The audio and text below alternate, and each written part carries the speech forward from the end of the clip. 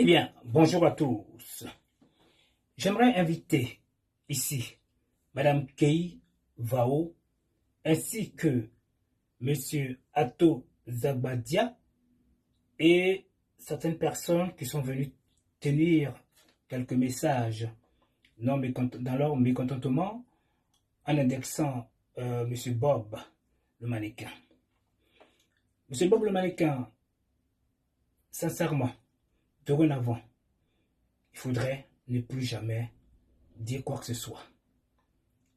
Tu vois ce que je veux dire? Sois plus intelligent. Bien. Vous savez, nous avons un milicien nommé Velici et Escobar qui essaie d'ailleurs de s'aimer la terreur en Côte d'Ivoire.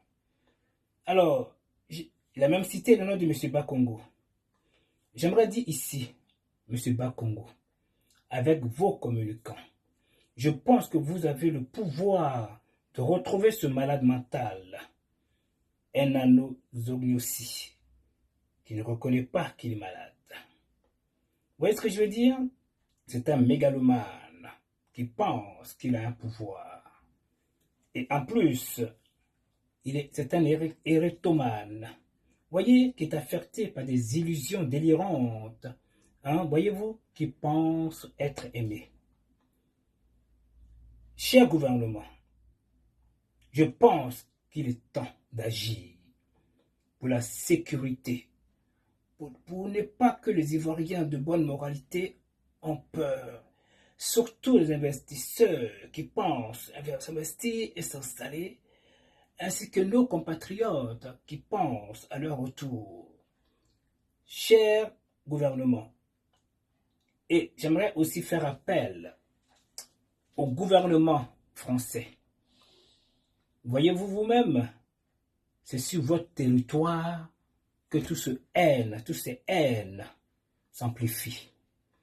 Je pense qu'il faudrait agir. Il ne faudrait pas attendre qu'il y ait forcément, vous voyez ce que je veux dire, un danger.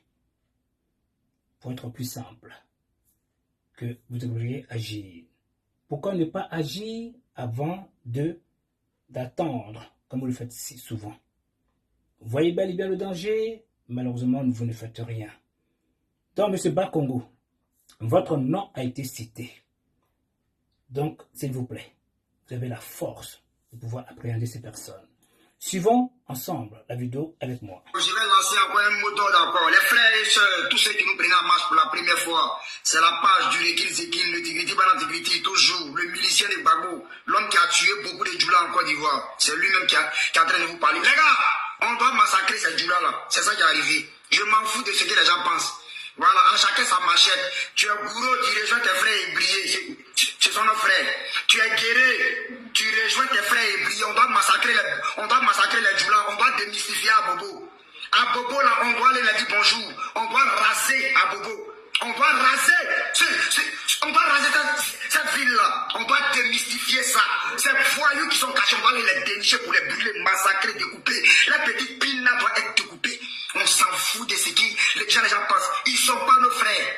Ils ne sont pas nos frères aujourd'hui. Donc, rassemblement cette nuit-là, on ne dort pas, on se rassemble avec les machettes, avec les cocktails Molotov. Demain à 6 h, on commence.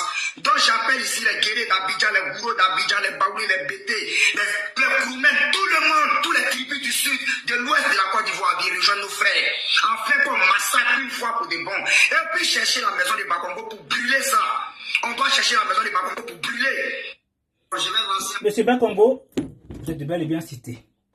J'invite aussi une très chère amie qui se dit ouais, qui se nomme Martine Yé. Tu as aussi répondu à ma vidéo.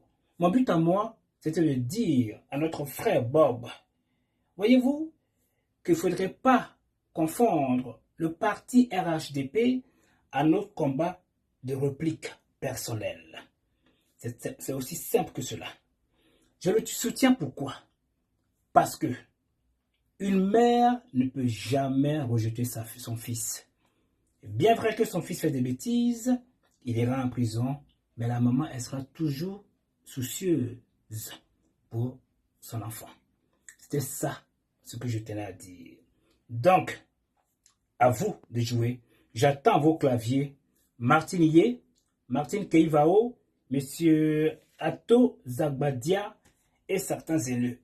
Je pense qu'aujourd'hui, vous trompez de combat. Parce que les Ivoiriens, aujourd'hui, comme dit le président Ouattara, Ivoiriens nouveaux, ils n'ont plus cette guerre que vous y pensez. Vous utilisez le nom des BT pour faire votre combat. Les BT vivent paisiblement. Certains BT d'ailleurs, pas tous. Voyez-vous? Donc, votre combat, c'est à vous.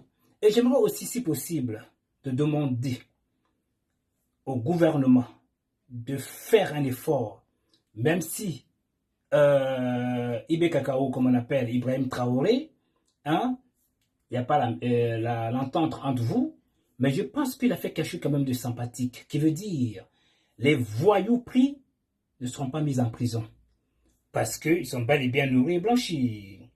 Il faudra les faire travailler nuit et jour. Ça fera réfléchir. Comme ça, quand ils verront qu'ils n'ont pas de salaire, ils travaillent difficilement, je pense que beaucoup de gens suivront cet exemple-là, ils ne feront plus de bêtises. La prison, c'est quoi aujourd'hui? Beaucoup de gens n'ont pas d'appartement, ils se doivent dans la rue. Donc quand ils vont en prison, mais ils sont contents parce qu'ils sont nourris, logés. Donc, monsieur le gouvernement, c'est cet exemple-là, je tenais à dire, faites votre travail. Ne gâchez pas la vie de certains Ivoiriens comme des cyber-militants aujourd'hui qui se déclarent avoir l'amour de votre candidature. Donc, monsieur le président de la République, s'il vous plaît, ce message est très important. Parce que c'est vrai que ça fait mal. Vous avez des communicants. Beaucoup de gens ont été touchés. Donc, ils essaient de répliquer à leur façon parce que ça fait mal. Donc, la balle est dans votre camp. Merci, merci et au revoir.